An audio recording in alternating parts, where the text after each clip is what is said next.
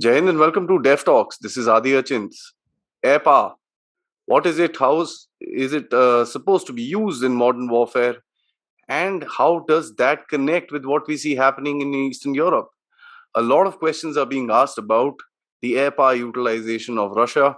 A lot of questions are being asked about the effectiveness of air power in such campaigns as what we are seeing in the eastern part of Europe.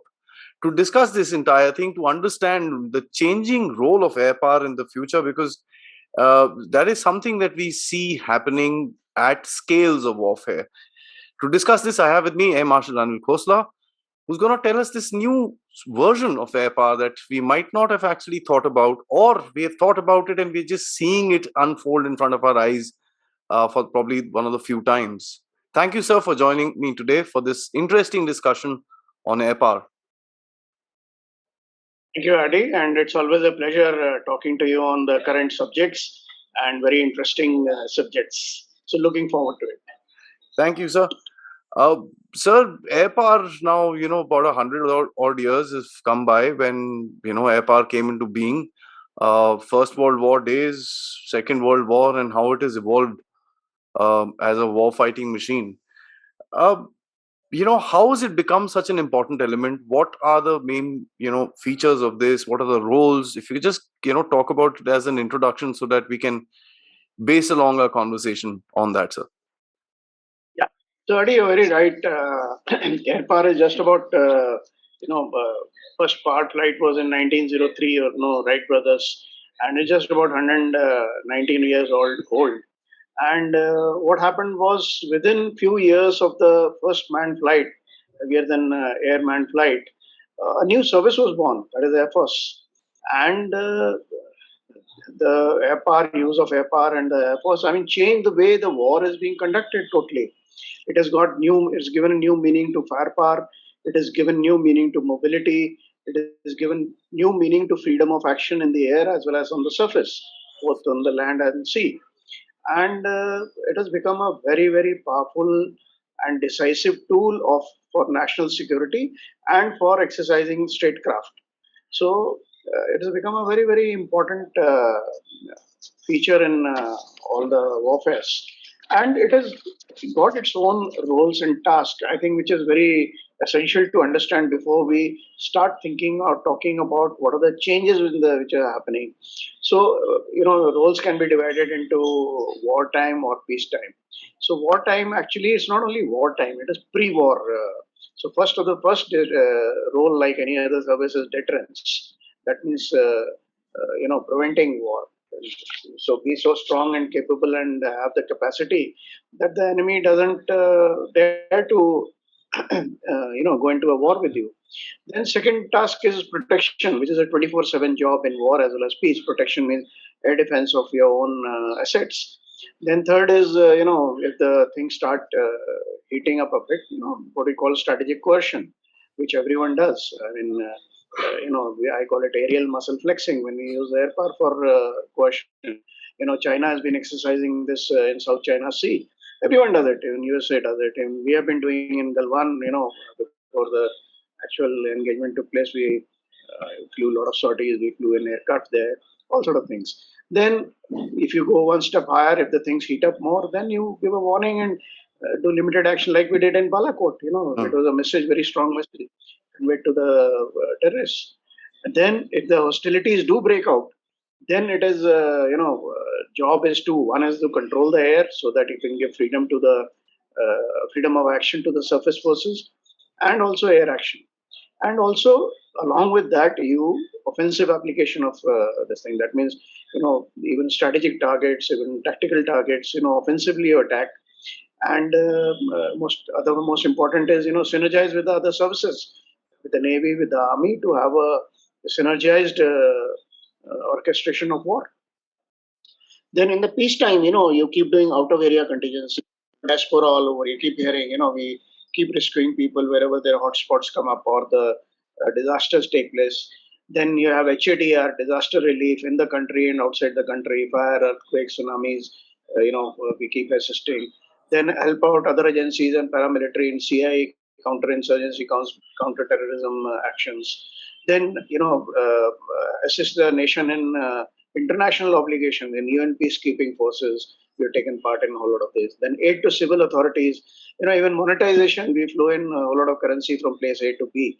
So aid to civil agencies when as and when the occasion comes up. Even for COVID, we equipment as well as medicines and all we took from one place to the other.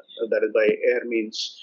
Then support to other agencies like NDRF, disaster relief, NSG for special operations. These are all tasks which Air Force does. And also, while doing all these for this thing, it prepares, it equips, and it trains for the future contingencies, whether in peace or for war. So these are the various tasks and roles which the air power has during peace and during wartime. Yeah, Adi.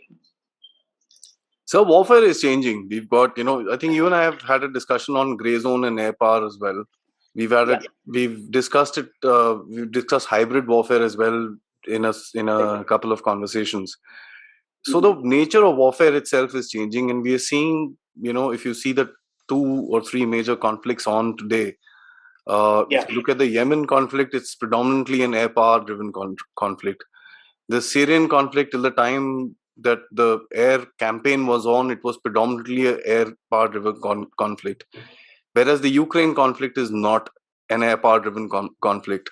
Uh, how do you see the role of air power evolving in these kind of different conflicts types which are going to come in front of us in the future as well, sir?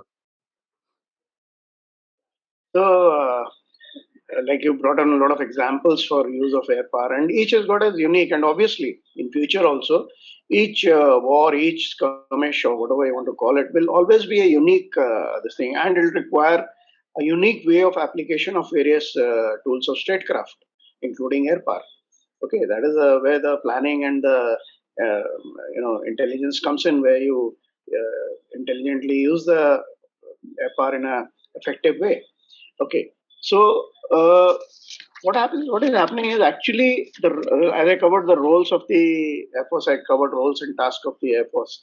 Roles don't change with this thing, but it is how you apply the air power that is what is changes from situation to situation. And as the warfare nature of warfare is changing, we need to reorientate a bit, and we need to adapt to the new realities as far as application of air power is concerned. So that is where the bottom line is. Okay, so basically, air power what it gives is a response option. Okay, it can give you a response option from rap on the knuckles to punch on the nose. So the to the authorities who are decision making authorities, it gives a very wide range of choices to obtain. I mean to exercise. Okay, then secondly, air power comes in a big way in mitigating the effects of enemy action. Dealing with the situations which arise. And third is protection of the assets, as I said, air power assets as well as the national assets. So these are the three very broad, actions of the Air Force which need to be reoriented a bit in order to be current and be with the changing times. Okay. Now you brought in a few of these terms, which have come into the lexicon of all the defense analysts and thinkers. Gray zone warfare, no non-kinetic warfare, hybrid warfare, multi-domain warfare, sub-conventional warfare, then sub-conventional threat. Okay, new generation warfare. I mean, these are various words, and each has got its own peculiarity. It's not that each, but and there are quite a few overlaps also between each other. So I'm not going to go into it because it will take hours to get into that realm. And now, like Ukraine, you mentioned, latest example of Ukraine. So Ukraine, like I've been terming it as, it has become, sort of a urban jungle warfare or a urban guerrilla warfare, where people are firing shoulder-fired weapons at tanks, anti-tank or anti-aircraft, and then running from there and heading somewhere. So it has become totally like a urban jungle warfare. Secondly, the use or non-use of air power, we had a big discussion on it, if you remember. And you also rightly said, that it's not a full-fledged war. It is a special military operation, as the Russians are calling it, and they're not using their power fully for whatever reasons. We have already discussed that earlier. My opinion of why they're not using it. Okay, so keeping all these things in mind, but what is happening is with all these things, the nature of warfare is changing. So you have to reorientate a bit to keep up with the times. And to my mind, as far as air power is concerned, we need to reorientate to look into the effects of gray zone warfare or non-kinetic warfare, which is becoming more predominant to kinetic warfare or offensive action with destruction. What I'm saying, see the difference between kinetic and non-kinetic is, kinetic is destruction and non-kinetic is disruption. Okay, that is the biggest difference. And hybrid is mix of both. Hmm. So while air power is a basic element, is offensive in nature. The whole effect of air power is, targeting, choosing the correct target and the amount of destruction required. But that is what is, creates a shock and awe effect and everything and yields results. So while we are doing that, we have to now new generation warfare. The idea is to achieve objectives without going into destruction, too much of destruction by disruption itself. So we need to orientate.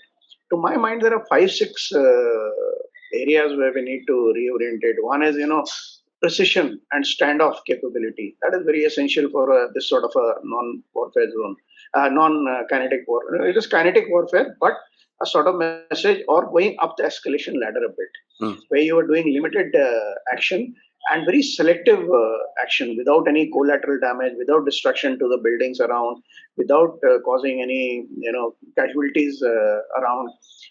So precision and standoff capability is very essential. Number one. Secondly, situational awareness required is of very high order. So, for that, you need to get into network centric warfare, where dissemination of information is very fast. Whatever information you've gathered goes to the right people at the right time.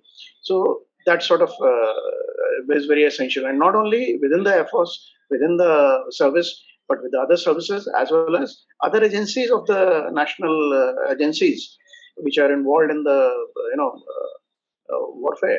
And not only warfare, it's become a whole government approach to deal with the situations.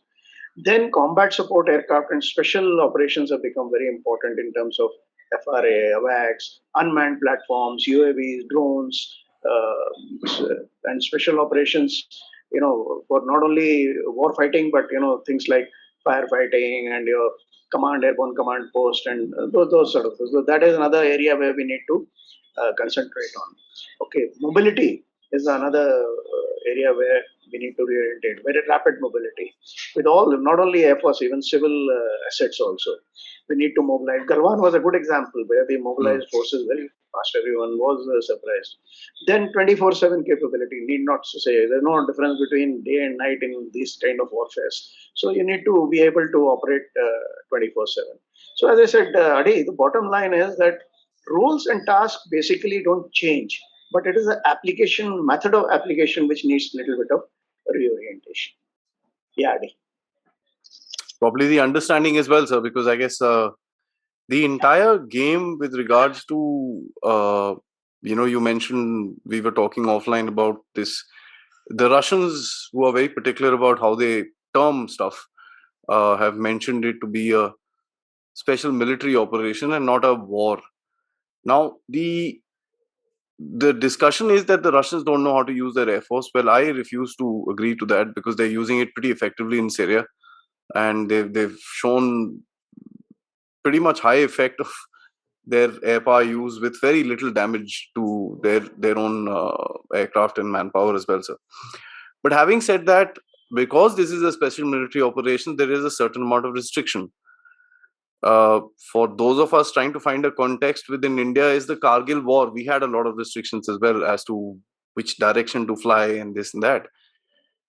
One, what are the effects of such restrictions, sir? And how does it change the entire combat paradigm altogether? Yeah, you're very right. Very relevant question, Adi. Once again, you know. air power is offensive element. And now if you tie one hand behind the back, I mean, what does it affect of the application of air power on air war as well as on the surface operations, and more important, achievement of objectives. Okay, so I'll come to that finally.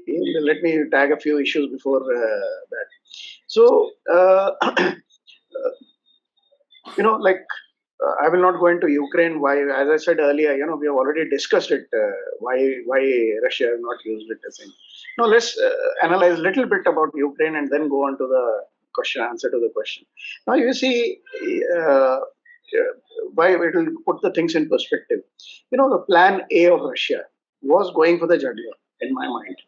He, while initiating the operations in the three zones, that is three prongs, from the north, from the east, and from the south east through Crimea side, uh, he initiated the war in a copybook manner, with long range vectors, with the air launch vectors, and targeted all the military, put down the Ukrainian airports, targeted all the airfield, targeted all the C2 centers, ammo dumps, and put down the Ukraine military as well as airports to quite some extent for some time.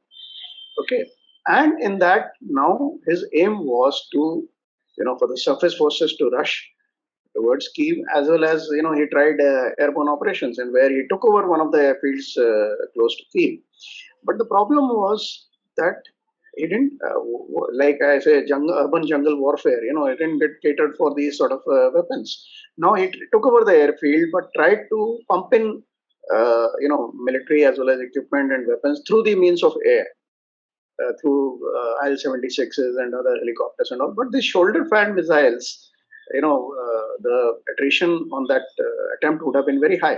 So, in the nutshell, the backup or the link up didn't take place. So he lost the airfield again. Had he been able to hold the airfield and pump in resources, the story would have been different. Anyway, that is one part of it. Then he went into Plan B. Plan B is still continuing, and it became a long drawn affair. You've seen now how many weeks? 6 weeks plus. And Plan B is, he's repositioned his forces, ground forces also, and he's concentrating on particular areas. But let me tell you, with whatever use of air power he's done, and also whatever fighting he's done, whatever Plan A and B, he's achieved his basic objectives. Okay, let's see objective wise. One is he's destroyed the Ukrainian military. He's targeted every possible military target, whether through long range vector or through air or ground action. Secondly, he's destroyed quite a bit of military industry, but he's been selective in destruction of military industry. Wherever he has stake, he has not touched it. And this is another debate we can go on to. Okay. Third is he's created a buffer between Russia and rest of Europe in the Ukraine itself by creating a buffer in the eastern zone, the Donbass area, this thing. Fourth is he's created land connectivity with Crimea, which is very, very essential for his future survival. Otherwise, he had no land connectivity. Okay, and Crimea is very important sea port and a base for Russia. Okay, fifth, he's denied, and this is work is still in progress. As you also were mentioning that every day some city is falling, now he's concentrating on Odessa. Mariupol is already more or less under his control. So he's denying Ukraine access to the sea. So if you see all four, five objectives, he's achieved, but it's taken him very, very long, and it's a lot of beating. Why? Now ask question in this perspective. That is why I brought out the background of Ukraine, because it's very current and thing. So he has achieved his objectives with high cost. Okay, cost of operations, cost of life. It has taken him very long. You've seen it, how long drawn affair it has become. Okay, and they've been marked with quite a few failures. Okay, it's not that there's been no failures, there have been failures. Now, now you take a scenario where he would have used the air power full-fledged without any restriction. You could have seen that what could have been the outcome and how fast and with a lesser cost and of man, material and time. Okay. Now, in one case, you mentioned Kargil. It was like fighting with one hand tied behind the back, as I said. Okay, it took very long. to evict them. Finally, what worked? Air power and precision attacks. Precision attacks at the logistic chain, precision attacks at the post, that is what it worked. So, moral of the story is that air power is an offensive weapon. It creates shock and awe, and in that shock and awe effect, the effect is very fast, and you get your results very, very quickly. But you have to use it without any inhibition, without any restrictions. But if you do give restrictions, then it is at a higher cost, takes longer, and with quite a amount of beating of your own this thing with failures. So that is the bottom line. Yeah, Adi. Absolutely, sir. Agree with you. If we had seen air power being used in Ukraine, probably we would have been discussing the next geopolitical event, which obviously is going to come along in the near future. Yeah. Sir, with you mentioned shoulder-fired, equipment in terms of anti-tank weapons and stuff like that. And every time there is an attack on tanks, it is always said that the time for tanks are done. I Yeah. wanted to look at it in a little bit of a different paradigm. You've got now India boasts of having the S-400, rumors about the S-500 and 550, and I don't know whatnot with regards to future air defense systems. So, is the aircraft time done because these systems have become so precise and so impenetrable? How should the air power evolve itself now? So Adi, I'll take you back to history of warfare. So warfare is as old as man, or maybe before man, other species used to fight also. So when man started fighting, what was it? Hand to hand combat. Am I right? Then he started making knives and swords and started fighting with those. Correct. Then he introduced animals, horses, elephants into this thing, and then spears came in, where the distance between the two enemies increased. Okay. Then the arrows came in. The distance further increased. Arrows with poison, arrows with fire, and all sort of things. And then came the guns, low caliber guns. Then the caliber of the guns increased, the range increased, the accuracy increased. And with all this, what changed was the tactics changed of the warfare. The strategy changed. Okay. The change in protective gears. Now shields came in, the body armor came in. So what is changing? It is continuous evolutionary process of weapons and protective gear with application wise tactics and strategy. So it is not that the S-400 is the beginning of it, or the shoulder fired missiles are the beginning of it. No, it is an evolutionary process, and this is not the end also. It will continue. Okay, but same thing, we need to change our tactics, we need to change our gear, we need to change our strategy, we need to evolve new and new out of the box thinking methods of utilization of these weapons and protecting ourselves. That is what it is. Okay, now I've seen Air Force itself in 40 years here. Actually, I've seen 60 years plus throughout. I was Air Force brat, I told you earlier. But active service 40 years, I've seen four major changes going on. If you take, the tactics and the weapons and the defense, when I joined service, it was gun tactics. Like the movie, Top Gun. the movie Top Gun movie. Okay, and it used to be point defense, combat, aerial combat, visual combat. Then I remember when by that time I became flight lieutenant, the close combat missiles came in. With limited range, 2 kilometers, 3 kilometers. The tactics changed totally. Okay, and we got into limited area defense as far as defense is concerned. Then A4M missiles came, that all aspect missiles. Their range was different, their envelope was much bigger, and we got into area defense, what it call, and the tactics also changed. Then by the time I retired, or before I became not retired, I got into senior ranks, the beyond visual range missiles came. Okay, and a whole lot of corresponding improvement in radars and weapons and we got into active defense, where you're taking the defense into enemy territory. So you see, what I'm trying to bring out is a parallel. The weapon is changing, the tactics is changing, and the concept is changing, strategy is changing. Four such changes in my service career of 40 years. How is it possible? Why? Possible because of the changes in avionics, change in radars, airborne and ground, change in network, change in weapons, their capability, their range, their accuracy. Okay, so aircraft capability, its computing power, its avionics, everything, So now coming back to S-400 or shoulder-fired missiles, actually I'll bring in drones also. We talked about drones. So what is happening is spectrum of warfare is totally changed and increased quite a bit. So one is domains, kinetic and all. I'm not getting into. I'm talking about only kinetic. Now you have sub-conventional threats by Mm. drones, okay, and small arms. So for that you need some different sensors, different weapons, different systems. Then you come into conventional realm, okay, where you need multiple umbrellas for defense, weapons of different ranges, radars of different ranges. Okay, then you go into long range vectors, inter ballistic missiles, and then you need a ballistic missile defense. Now superimpose hypersonics on it, which are coming in. You'll need even bigger systems which can pick up at further ranges and also destroy the incoming projectile at further ranges. So you see, the spectrum is increased quite a lot. And there is not only one system which meets all the requirements. You need hybrid systems with hybrid sensors, hybrid weapons. And now, if you have hybrid weapons and sensors, the data or the is too large. So you need artificial intelligence based systems. So that is where we are heading. So this is the evolutionary process, or this is the effect of bringing in new weapons, new technology coming in. So dealing with it is not that the end of this is coming, so now we cannot go into enemy territory. No, we can still go into enemy territory. The ways of dealing with it, the ways of dealing is the tactics, the strategy. You avoid getting into those areas. You do tactical routing. You find the gaps in their surveillance and exploit that. You create gaps in their surveillance and exploit it for that timing.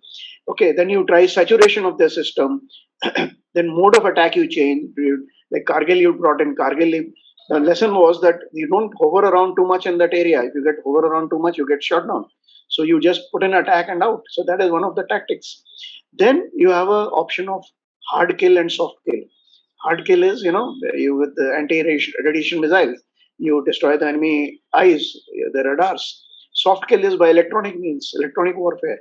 So these are all ways and means of overcoming these. This is spy versus spy game, and both sides they employ it, and how well you employ it, how timely you employ it, and how what do you call it, with out of the box thinking with you can apply it. That is what makes the difference.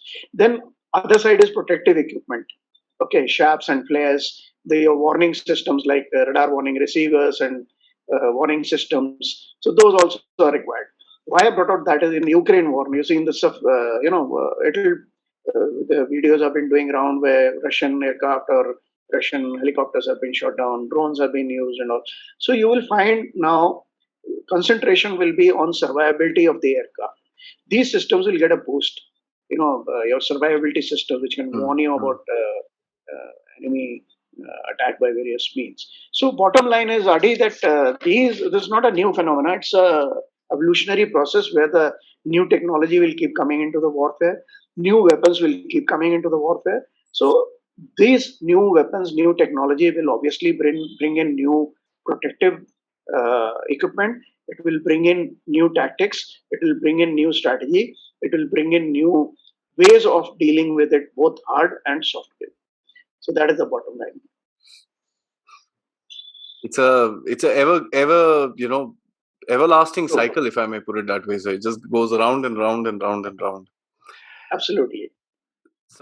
So, sir, that's the anti-aircraft systems and the changes that you brought out pretty well. So, moving on from that, now the sixth generation aircraft is supposed to be coming out, and a lot of countries seems to be in the race of making that. India doesn't find itself too shy in that particular aspect. We've been talking about it. What do you think would be the incorporations apart from what you've mentioned in terms of defense of the aircraft being enhanced a little more than what it is? What else do you see? So, Adi, I mean, it's a very big subject. What could be next generation aircraft? I've talked about the generation of aircraft in my blog. If somebody is interested in it, so this categorization is based on, what is happening is, as I said earlier, the technology is constantly changing and new technology is evolving. So this new technology comes into the warfare domain as well, correct? So what happens is, you get new features added to the platforms. Platforms, when I say, all types of platform, manned and unmanned, fixed wing, rotary wing, and fighters, transport, helicopters, and every system. Their capability increases, their performance increases. Okay. Now, what happens is you have a platform. Say you have an aircraft, say F-16 or a MiG-21 or a Mirage 2000, whichever you want to call it, whatever you want. So you add new features to it. A certain stage comes when you cannot add new features to the old platform. So what happens? You have to develop a new platform altogether, which has got all the latest technology and the new features of the what technology is offering. And when there is a major change takes place, you call it a new generation of aircraft. But this is a very broad-based classification, and it's got a very hazy demarcation between one generation and the other.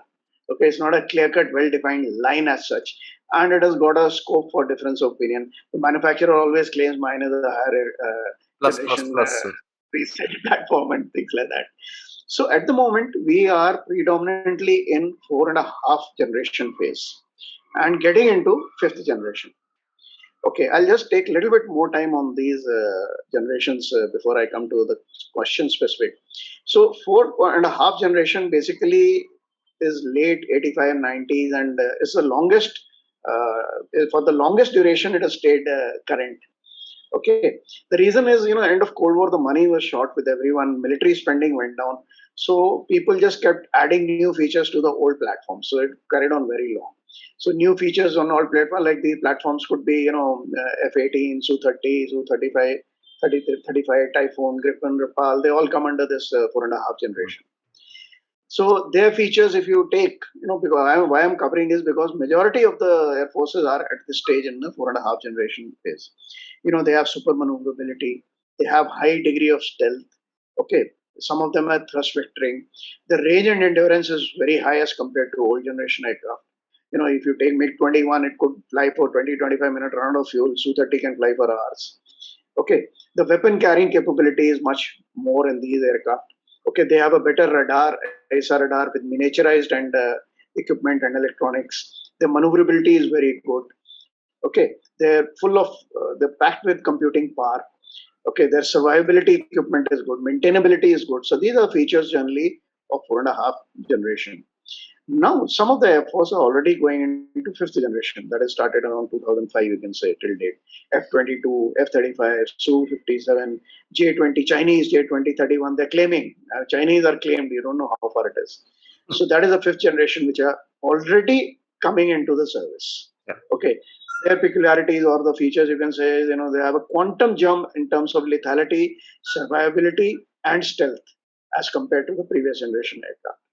Okay, they have very advanced integration of avionic systems because of computing power, which I said. They have multi-spectral sensors and all amalgamated into one system and giving you a very high degree of situational awareness. That means your awareness in the air about yourself, where your aircraft are, where enemies are, is very, very high. Okay, they are software intensive. Okay, and they work in networked environment. I mean, it's not only a single aircraft; it's a whole gambit of whatever is flying in the contested airspace. They have a network with the friendly aircraft. So these are the features of the fifth generation, okay, which are coming in. Now we talk about sixth generation. Now the sixth generation is already on the drawing board in some of the countries, US, China, Russia, EU, and the trend is because these machines are very costly, the R&D is very costly. So not one country, maybe a couple of countries get together and then they develop the aircraft. Okay. So what could be the features of this? They're still on drawing board. It's not yet crystallized what's the shape. But if we take a guess, considering the warfare and the new technology which is coming in, to my mind, few features which may come into this is one is hypersonic. The platform could be hypersonic, going up to 5 times the speed of sound. Wow. It may have dual mode engines, means engines which can operate in the space, where rarefied air, as well as in the normal airspace where the air is there. Okay, it may have adaptive surfaces. The whole shape of the aircraft could be adapting to up to a certain extent. Okay, they will be AI enabled in a big way. The systems, the avionics, and all. Okay, they could be unmanned. Okay, that is very possible. And now already work has started on a combination of Mm. manned and unmanned, like we talked about earlier. It's called loyal wing concept, where the manned aircraft is leading, and the others are just following him, and they're all doing a mission together. Okay, I call it mother goose concept. India is also thinking about it. HL has announced. There's a good news of its project related to uh, loyal wingman concept. Okay, now if you take Ukraine as such, and when we discussed earlier, I have a feeling that now in the immediate future, even in the existing aircraft of 4.5 generation or 5th generation, or and also in the other platforms like transport and helicopters, especially, as I said, survivability equipment will get a boost. Okay, then uh, I think other area where we're going to see a lot of development is drones and anti-drones, because that have been highlighted in this war, as well as other places also, the effect of drones and anti-drones. So these are the two areas I feel will see a lot of increase in defense R&D, as well as defense manufacture, as well as new systems coming. Yeah. So then let's come back home now from Ukraine. Let's talk about the AMCA. Do you foresee any of these changes being incorporated within our version of not our, I mean, let me correct myself, not our version, but our homegrown fighter aircraft of the future? Endeavor to create a new generation aircraft. Yeah. Okay. Uh, Adi, let me take you back a little bit into the LCA project before I So, come to AMCA as such. It was very important to understand the perspective before we get into how do we approach the AMCA. Correct. So LCA, started the whole project in 1983. All right, and first prototype flew after about 18 years, 2001. Okay, now aircraft have been inducted two squadrons at least, and the IOC version and FOC version. There was lot of shortcomings. The project took too long, and why it took too long, I'm not getting into it. And uh, basically, there were quite a few shortcomings. So in the interim, we went into for Mach 1A. And now, if you remember, contract was signed for 83 aircraft worth 48,000 crores, for SCON worth, correct? And the delivery is supposed to start this year sometime, and as per the laid down timelines, and first con by 2024. I don't know whether we'll be able to meet it or not. Okay. Now the major features in Mark 1A as compared to the present LCA were, air-to-air refueling, ISA radar, better EW suite, that is protection suite, BVR capability, maintainability much better. Okay. And so these were all the features which are supposed to come in Mark 1A. Then we go into the next phase of Mark 2, okay, which is this Mark 1A was expected to be equivalent to fourth generation, and Mark 2 equivalent to four and a half generation, which we talked about earlier. And we're looking at six cons, almost 110 or 108 aircraft. This thing. Their prototype was also supposed to fly this year sometime, as per the timelines decided. And they're supposed to replace Jaguar's Mirage 2000 MiG-29 aircraft. Okay, how far we'll be able to meet the timeline is once again anybody's guess. We need to pull our socks and get into the act. Now the next phase goes into AMCA. Okay, why I gave you into all this background is that so far our leapfrogging has not been working the way it should have. Reasons will leave it. But fresh impetus has been given to the whole process. Revamping of the ecosystem, the emphasis on Atmanirbharta, the defense self-reliance, manufacturing as well as R&D, getting the act together, getting all the agencies on board and making sure that they work properly in unison, and all those things. So hopefully things will move better now. Okay, now as far as AMCA is concerned, it is supposed to be advanced multi-role combat aircraft. Okay, and its work started as late or early as 2008, and uh, I think design freezes was frozen 2020, and the first flight was expected in 2024-25. Very optimistic, I must say, but I hope we meet it. Okay, and so keeping these phases in mind, there are one or two things which I would like to tag. One is, uh, we have gone through this phase of development of LCA, and Mm. now we have decided the phases for the Mark 1, Mark 1A, and AMCA and all. We should not let this 30 year, 40 years, whatever it is, experience go waste. We should build on it. Okay. And build with the approach should be proper. That means with the making the leapfrog work, make sure that it is developed in time. Okay, all the agencies. So what happened was earlier because of the not the blame game started. Even Air Force was blamed that Air Force keeps changing the goalpost. Air Force keeps adding new features. Obviously, if the 30 or 40 years go past, the world moves on. Yeah, the warfare changes. We just talked about Mm. it. Now Air Force can't take on the aircraft which are no good here, which are 40 years back. So we need to keep up pace with the rest of the world. So we need to make this Atmanirbhar or self-reliance work, Mm. and we need to have the ecosystem going where the R&D, where the designers, where the manufacturers and the users, both civil and private and military, everyone is in on board together, and they work in unison. They work with accountability, they work with focus, and they work with commitment. That's how it is going to work. Okay, now AMCA, the likely features are supposed to be twin engine, multi role, as I said. Very advanced level of stealth. Stealth has got various features, and you can call anything stealth, but how much stealth is there, that depends on a lot of factors. Is a topic in itself. Yeah. Okay, in all probability, it will be AI enabled. It will have multi sensors. Okay, data fusion, situational awareness will be high. It will have very advanced cockpit, maybe 3D displays with touch screens. Okay, with a lot of redundancy in controls and complex quadruplex digital fly-by-wire to exploit its full maneuverability in stable as well as unstable regime. Okay, it'll have auto systems for takeoff, landing, missions and air-to-air refueling, etc. It may have voice command. Okay, it'll have very high thrust engines. Okay, engine is another weak area. Kaveri is not Mm. developing. Mm. MCA project is supposed to be in two phases, Mark 1 and Mark 2. Mark 1 maybe with the external engine and Mark 2 with our own indigenous engine if it fetches up by then. Okay, so internal carriage of weapons, super maneuverability. So these are the features which are looking at AMCA. Now, seeing the time frame which this thing, if it comes up with the, I think these features are good enough to be sixth generation aircraft. But if the delays take place, then we are again looking at some new features which will come in. Correct. But my point is, what we should do is sort of keep changing our design, and every time we should freeze the design as we've done. Okay, focus on making that particular platform with those features. Mm. While doing that, keep a track of the new features, and the new features which are there, divide them into two categories: desirable and essential. If it is essential, then we try our best to fit in into that next version of the aircraft.